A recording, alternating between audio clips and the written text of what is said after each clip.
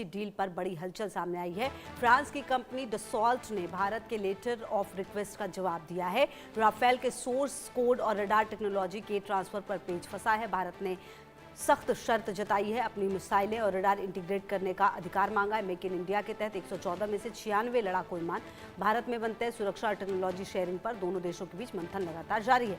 तो भारतीय वायुसेना की ताकत की नई ऊंचाइयों पर ले जाने के लिए 114 multi role fighter aircraft project के तहत राफेल जेट की खरीद प्रक्रिया में एक बड़ा मोड़ आया है। फ्रांस ने भारत के लेटर ऑफ रिक्वेस्ट यानी LOR का जवाब दिया है, लेकिन इस अरबों डॉलर के ऐतिहासिक डील के बीच सबसे बड़ा सवाल सोर्स कोड और इंटेलेक्चुअल प्रॉपर्टी साइट्स को लेकर खड़ा हो गया है।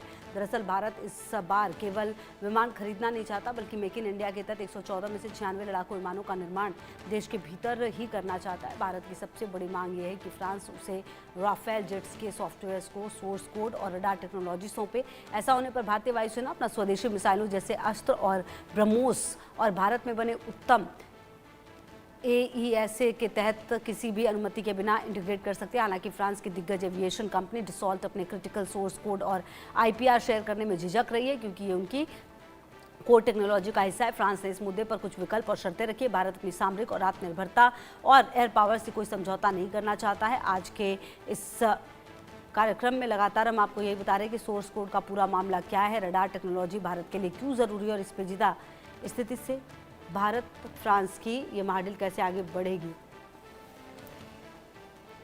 और ब्रायन मेरे से होगी ज़्यादा जानकारी के लिए इसी खबर पर मेरे साथ। आप ब्रायन, अगर देखिए ये 114 राफेल खरीदने की ये बड़ी योजना थी, ये निश्चित तौर पर कहीं ना कहीं आत्मनिर्भर भारत की एक नई तस्वीर है, लेकिन आखिरकार वो कोड क्या है जिस पर ये पेच फंसता हुआ नजर आ रहा है?